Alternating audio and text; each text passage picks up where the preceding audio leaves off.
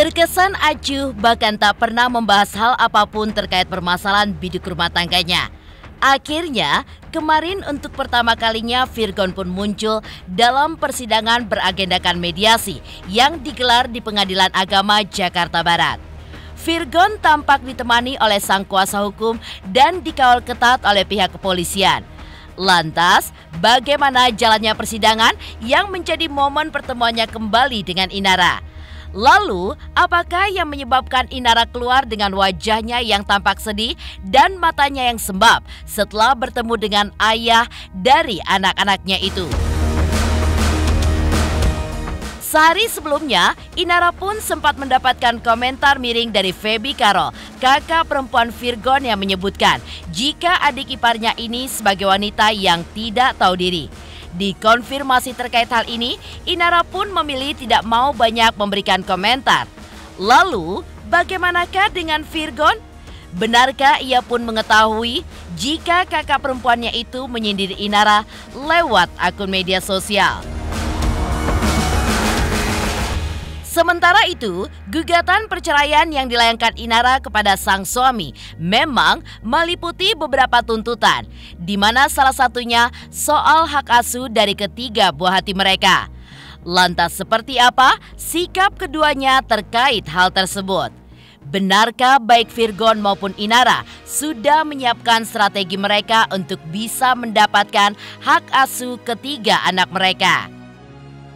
Pemirsa, bersama Intens Investigasi, kami hadirkan kabar terkini, terpercaya, dan teraktual.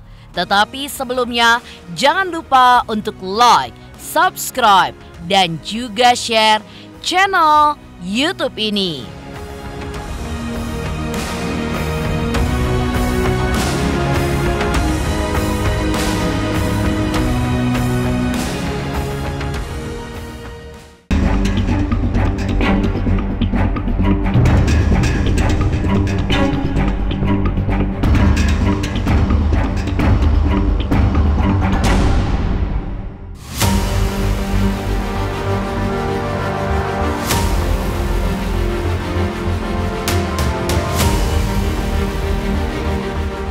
Pemirsa, permasalahan biduk rumah tangga vokalis band Last Child Virgon Putra Tambunan dengan sang istri Inara Rusli memang menyita perhatian beberapa waktu belakangan ini. Bagaimana tidak terungkap di hadapan publik sejak Inara membongkar seluruh dugaan perselingkuhan yang dilakukan suaminya itu di akun media sosialnya beberapa waktu lalu. Cukup lama waktu yang dibutuhkan oleh Inara hingga akhirnya bisa bertemu dengan ayah dari ketiga anaknya itu. Ya, Inara dan Virgon pun akhirnya kembali dipertemukan dalam persidangan gugatan perceraian dengan agenda mediasi pada Rabu 7 Mei 2023 kemarin. Dalam persidangan mediasi, Virgon sebelumnya yang tidak hadir, tapi akhirnya kali ini ia pun hadir dan terlihat ditemani kuasa hukumnya, serta dijaga ketat oleh pihak kepolisian.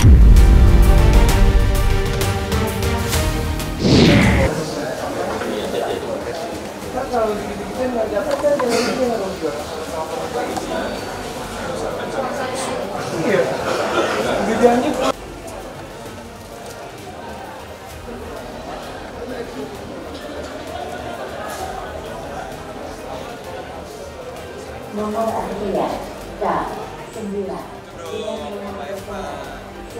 masuk ke ruang sidang utama.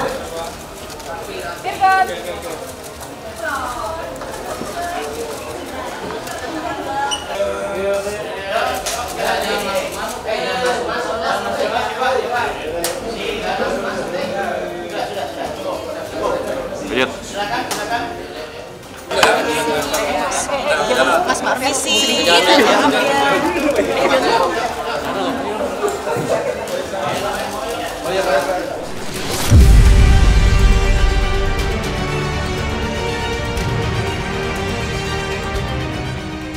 Ya, kedatangan Virgon sepertinya tidak diketahui oleh pihak Inara.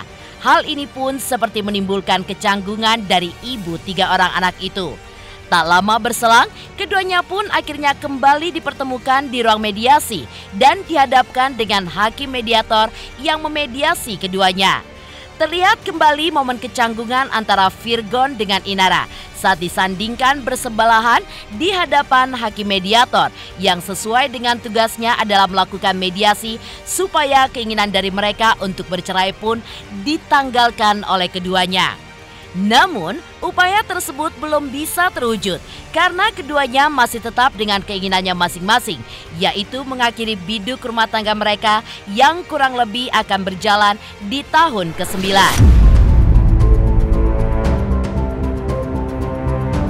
Silakan menuju layanan pos Batu. Alhamdulillah tadi lancar, intinya minggu depan sih akan sidang. Jadi hari ini, hari Rebo 7 Juni 2023, sidang tadi oleh Majelis Hakim sudah ditetapkan untuk melakukan mediasi dan tadi langsung kita ketemu di ruang hakim mediator. Jadi hari ini memang acaranya sesuai dengan agenda sidang yang lalu adalah mediasi. Mediasi sudah dilaksanakan hampir 1 jam lebih ya. Jadi diskusi banyak hal, tadi keterangannya seperti itu dari hakim mediator dan mediasinya itu gagal. Jadinya tidak ketemu titik musyawarah antara kedua belah pihak.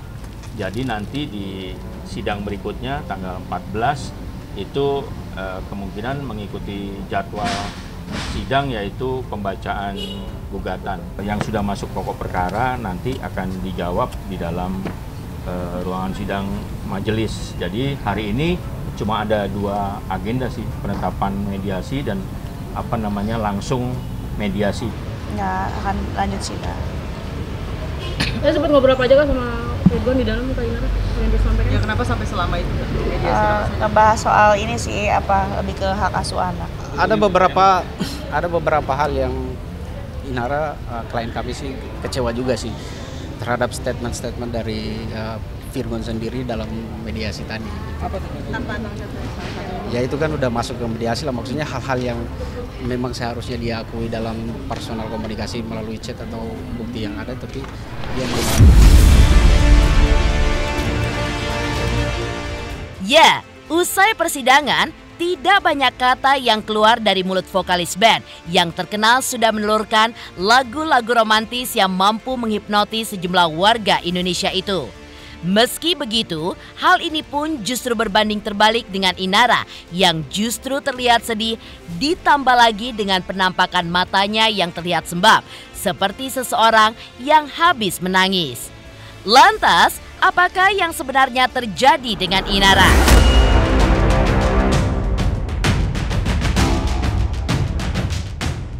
Dan seperti apa pula ibu 3 orang anak ini menceritakan momen saat ia kembali bertemu dengan pria yang sempat sangat dicintainya itu.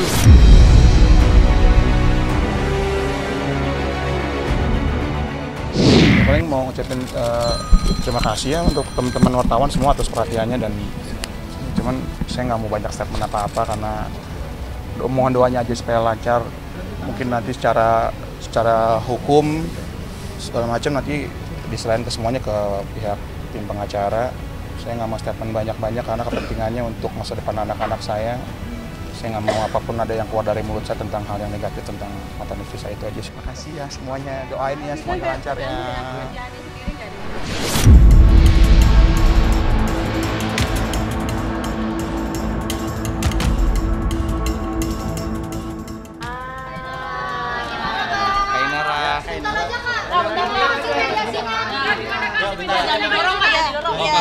Tangga ya. Salaman gitu ya. Sebenarnya nggak ada yang salah dengan ini gitu. Kenapa? Karena salaman itu bagian dari budaya dan sistem normatif yang kita anut terutama di Indonesia. Jadi kepada siapapun saat kita menghadiri sebuah acara atau bertemu, umumnya kita melakukan aktivitas bersalaman. Yang menarik bukan soal salamannya, namun jarak ketika seseorang itu bersalaman yang disebut dengan proximity. Jadi biasanya karena kita orang Indonesia, tubuh yang tidak terlalu besar, proximity yang umum itu antara setengah meter gitu ya sampai 1 meter, kurang lebih segitu. Itu yang dianggap cukup wajar.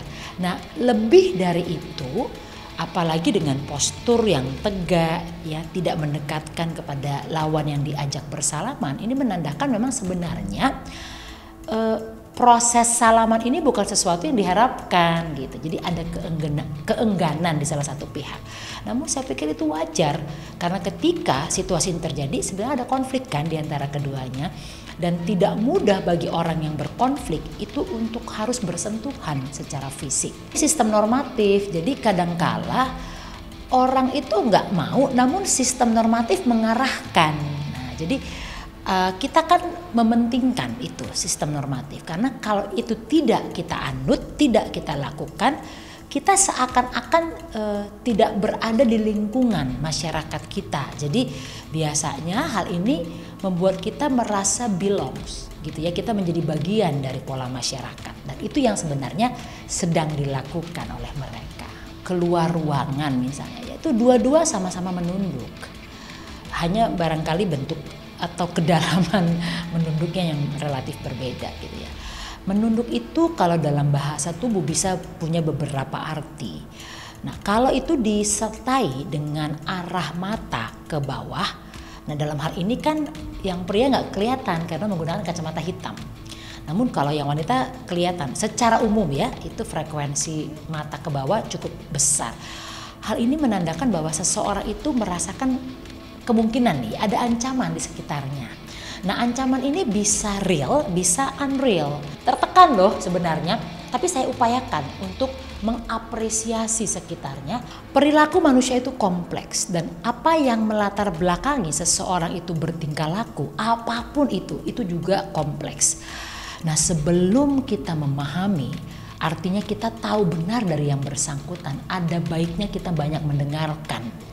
Kita banyak menyimak dan mengikuti sehingga kita bisa menarik benang merah dari peristiwa-peristiwa yang terjadi. Satu hal, no judgment. Karena judgment itu semakin memperburuk sebuah masalah.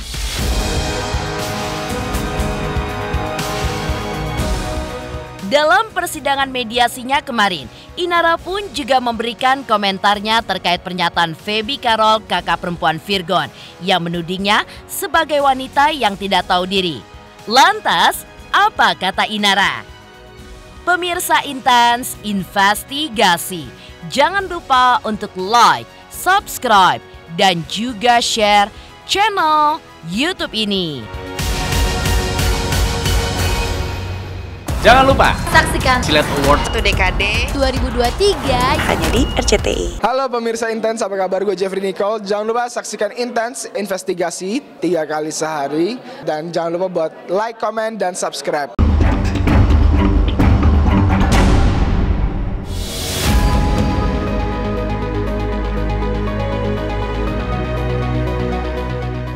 Masih melanjutkan persidangan gugatan perceraian antara Inara Rusli dengan Virgon Putra Tambunan. Sebelumnya, jagat sosial media tanah air sempat dihebohkan dengan tudingan miring yang dialamatkan oleh Feby Carol, kakak perempuan Virgon, dalam unggahannya di sosial media.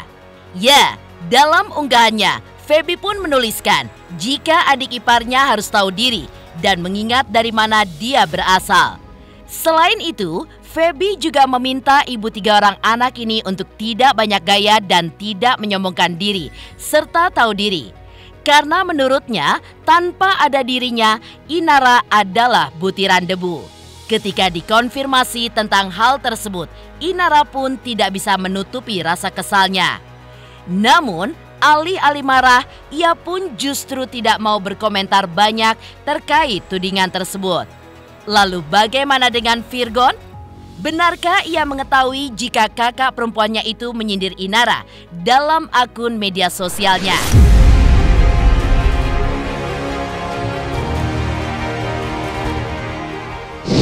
Sindiran dari kakaknya Virgon gimana? Inaranya masih mau ngomong. Sindiran dari kakaknya Virgon gimana? Oh, saya nggak ada urusan sama di luar dari kami berdua. Aku nggak urusin sindiran orang. Terima kasih Mas Virgon.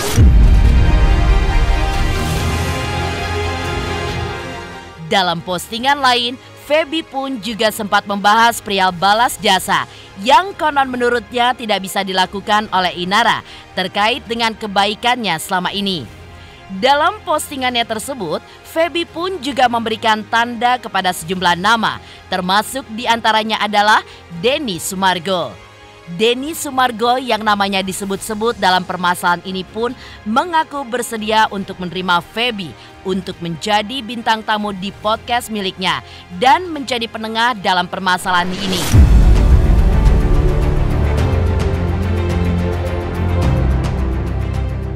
Ya, namanya orang lagi susah kayak gitu, kita kalau punya empati sih berasa sedih ya maksudnya. Tapi gue juga nggak mau berpihak ke siapa-siapa. Aku sih sebenarnya waktu kemarin ngundang juga pengen ngundang Bang Virgon juga. Maksudnya kalau aku pribadi kan di tengah-tengah kan pengen membantu supaya jangan sampai akhirnya bertambah kurang baik gitu. Karena kan setiap masalah itu pasti harus ada solusi yang bagus. Karena tidak mungkin tidak ada yang dirugikan dari dua belah pihak kayak gitu. Gue berdiri sebagai platform yang untuk memberikan edukasi secara dua belah pihak supaya dua belah pihak bisa maju dengan hidupnya masing-masing juga bagus gitu maksud gue. Cuman memang Bang Virgon belum, gue sih udah sempat hubungin pihaknya tapi belum ngasih respon ya. Masing-masing orang punya ininya sendiri, gue juga cukup ngerti lagi. Netizen kan terus kayak isa. Di lain sisi, pihak Inara dan Virgon sudah menyiapkan strategi masing-masing perihal hak asuh anak. Lantas seperti apakah keduanya membocorkan strategi mereka? Pemirsa Intens Investigasi, jangan lupa untuk like, subscribe, dan juga share channel YouTube ini.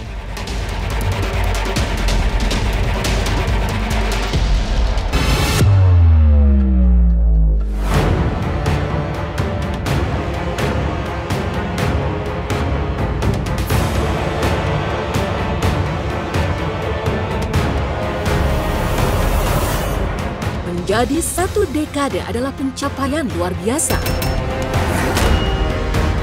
Tidak mudah, karena segala aral datang bagai cerita para artis yang tak pernah usai. Saya benar-benar ketakutan, Pak.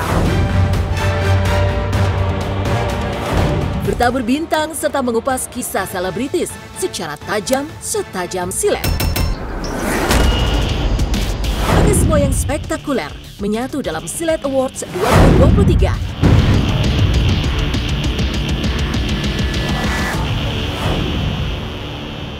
Hai, aku Krisata. Aku mau mengingatkan pemirsa yang di rumah, jangan lupa ya, saksikan Intens setiap hari Senin sampai hari Sabtu. Sehari tayang 3 kali loh. Dan pokoknya jangan lupa di subscribe, like, comment, and share. Bye-bye.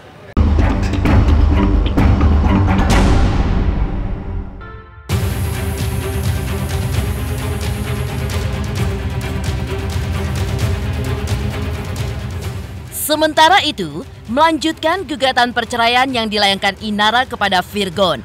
Diketahui dalam poin gugatannya, Inara pun memasukkan beberapa hal, termasuk diantaranya perihal hak asuh ketiga buah hati mereka. Bahkan, di dalam gugatan perceraiannya yang kini sudah dicabutnya, Virgon pun melampirkan poin yang sama, yaitu soal hak asuh anak. Lantas, seperti apakah sikap keduanya terkait hal tersebut? Benarkah baik Virgon maupun Inara sudah menyiapkan strategi untuk mendapatkan hak asuh dari Starla, Faithly, dan juga Terang?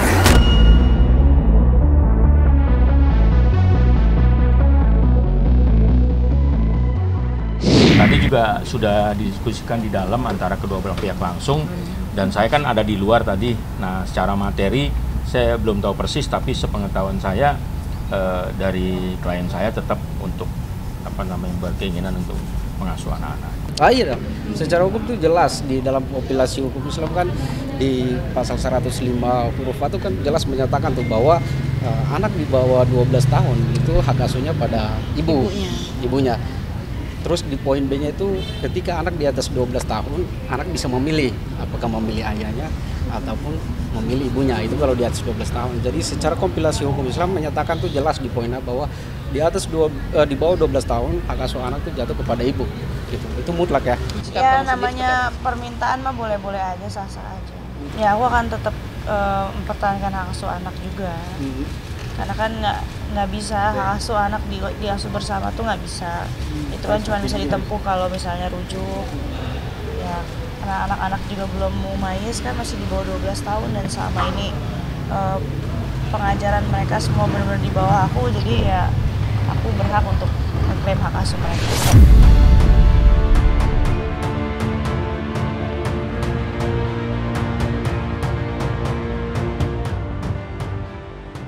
Demikian pemirsa, kabar terkini, terpercaya, dan teraktual yang kami hadirkan hari ini. Saksikan terus Intens Investigasi setiap hari Senin sampai dengan Sabtu.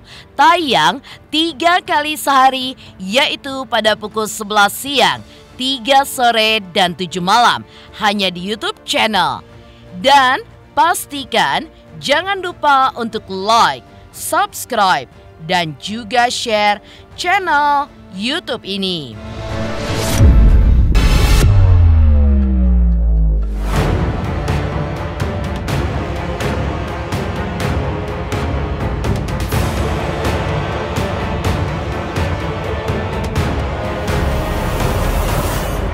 Menjadi 1 dekade adalah pencapaian luar biasa. Tidak mudah, karena segala aral datang bagai cerita para artis yang tak pernah usai. Saya benar-benar ketakutan, Pak. Bertabur bintang serta mengupas kisah selebritis secara tajam setajam silet. Ada semua yang spektakuler menyatu dalam Silet Awards 2023.